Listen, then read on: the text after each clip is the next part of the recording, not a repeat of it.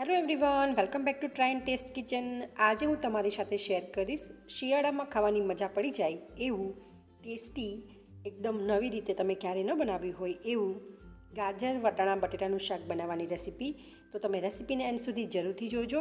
જો તમને રેસીપી ગમે તો વિડીયોને લાઇક કરજો, શેર કરજો અને આવી જ નવી નવી રેસીપી જોવા માટે ચેનલને સબસ્ક્રાઈબ કરી બાજુમાં આપેલો બેલ આઇકન જરૂરથી પ્રેસ કરજો. તો ચાલો રેસીપી સ્ટાર્ટ કરીએ. તો આ શાક બનાવવા માટે અહીંયા મેં 3 નંગ ગાજર લીધા છે. જે માર્કેટમાં અત્યારે શિયાળો છે તો લાલ ગાજર આસાનીથી મળે છે. તો આ સિઝનલ છે તો આ ગાજરનો વધુ યુઝ કરવો. તમારી પાસે ના હોય, તમને ના મળતા હોય તો તમે જે ઓરેન્જ કલરના ગાજર આવે છે એનો પણ યુઝ કરી શકો છો.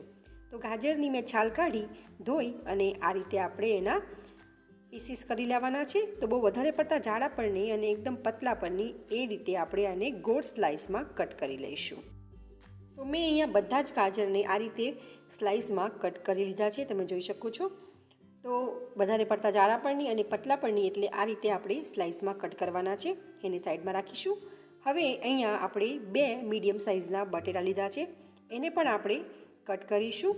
બટેટા ઉમેરવા અહીંયા ટોટલી ઓપ્શનલ છે, પણ બટેટાનો ટેસ્ટ આ શાકમાં ખૂબ જ સરસ લાગે છે, એટલે તમે પણ જરૂરથી ઉમેરજો. તો બટેટાને પણ મેં અહીંયા પીસીસમાં કટ કરી લીધા છે અને સાઈડમાં રાખીશું અને પાણીમાં રાખીશું, જેથી કાળા ન પડે. હવે આપણે શાક બનાવીશું. તો તેના માટે પેનને ગેસ ઉપર ગરમ કરવા માટે મૂકીશું અને એમાં 3 મોટી ચમચી તેલ ઉમેરીશું. ત્યારબાદ તેલ ગરમ થાય એટલે 1 ચમચી જીરું ઉમેરવાનું છે અને 1/4 ટીસ્પૂન હિંગ ઉમેરીશું. ત્યારબાદ આપણે જે બટેટા સુધાર્યા હતા એ બધા બટેટા ઉમેરી દઈશું અને તેલમાં આપણે 1 મિનિટ સુધી સાતળી લેવાના છે. શિયાળામાં મળતા આ લાલ ગાજરમાંથી તમે કઈ કઈ રેસીપી બનાવો છો એ મને કમેન્ટ કરી જરૂર જણાવજો. અમારા ઘરમાં તો લાલ ગાજરનો હલવો અચૂકથી બને છે. ખમણવાની માથાકૂટ વગર એકદમ નવી રીતે ઓછા સમયમાં ઝટપટ એકદમ સ્વાદિષ્ટ હલવો કઈ રીતે બનાવવો એની રેસીપી મેં ઓલરેડી શેર કરી છે. તમે એ રેસીપીને પણ જરૂરથી જોજો. અહીંયા મેં બટેટાને કવર કરીને 5 મિનિટ સુધી ચડવા દીધા હતા.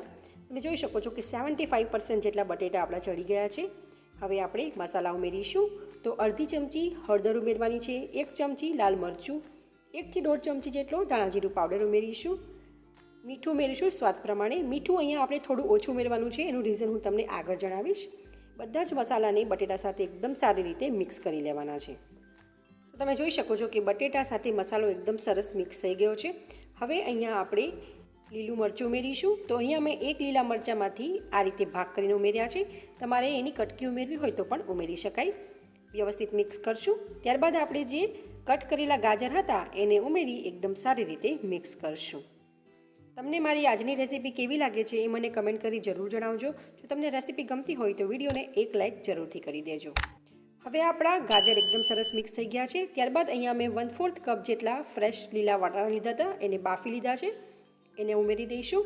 અને સાથે આપણે 1 મોટું ટમેટું રફલી ચોપ કર્યું છે, એને પણ આપણે ઉમેરી દઈશું. બધું જ એકદમ સારી રીતે મિક્સ કરવાનું છે.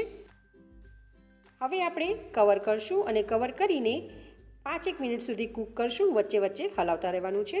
તો 5-1 મિનિટ થઈ ગઈ છે, ખોલીને ચેક કરશું અને વ્યવસ્થિત રીતે ફરીથી એકવાર મિક્સ કરી લઈશું. આ જે શાક છે એ આપણું કોરું બનશે. તમે લંચ બોક્સમાં, ટિફિન બોક્સમાં આપી શકો છો અને ઠંડુ થયા બાદ પણ એટલું સ્વાદિષ્ટ બનશે એ મારી ગેરંટી છે. હવે આપણે શાકને સાઈડમાં કરી દઈશું અને 1 ચમચી બેસન ઉમેરીશું. બેસનને આપણે એકદમ સારી રીતે આ રીતે સાતળી લેવાનું છે. બેસન સતળાઈ જાય ત્યારબાદ હવે આપણે બેસનને શાક સાથે એકદમ સારી રીતે મિક્સ કરી લઈશું. ગાજર આપણા 75% જેટલા કૂક થઈ ગયા છે. આપણે એને ફરીથી કૂક કરવાના છે. તો એકદમ વ્યવસ્થિત પ્રોપરલી મિક્સ કરી લેવાનું છે. ત્યારબાદ હવે આપણે કવર કરીને વધુ એને કૂક કરશું. તો લગભગ વધુ આપણે 4 થી 5 મિનિટ સુધી કૂક કરવાનું છે. જો બેસન એડ કર્યું છે તો નીચે સ્ટીક થતું હોય તો થોડો પાણીનો છંટકાવ તમારે કરી દેવો, પણ પાણી વધારે એડ નથી કરવાનું. તમે જોઈ શકો છો કે એકદમ પરફેક્ટ આપણું શાકનું ટેક્સચર આવી ગયું છે. મેં થોડો પાણીનો છંટકાવ એમાં કર્યો હતો. હવે આપણે ગાજરને ચેક કરી લઈશું. તમે જોઈ શકો છો ગાજર એકદમ પરફેક્ટલી કૂક થઈ ગયા છે, આસાનીથી તૂટે છે. એનો મતલબ કે આપણું શાક એકદમ સરસ બનીને તૈયાર થઈ ગયું છે. હવે આપણે સિક્રેટ મસાલા એ મેગીનો જે મસાલો આવે છે એ આપણે અડધી ચમચી ઉમેરવાનું છે. આ મસાલો એડ કરવાથી શાકનો ટેસ્ટ એકદમ ચેન્જ થઈ જશે અને શાક એકદમ ટેસ્ટી બનીને તૈયાર થઈ જશે. તો ગાજરની મીઠાશ અને મેગી મસાલા એ મેજિકનો ટેસ્ટ આ શાકના સ્વાદને 4 ચાંદ લગાડી દેશે. તો જેને જોતાં જ ખાવાનું મન થઈ જાય એવું ગાજર વાટાણા બટેટાનું શાક બનીને તૈયાર થઈ ગયું છે. ગરમા ગરમ શાકને આપણે સર્વિંગ બોલમાં સર્વ કરી લઈશું.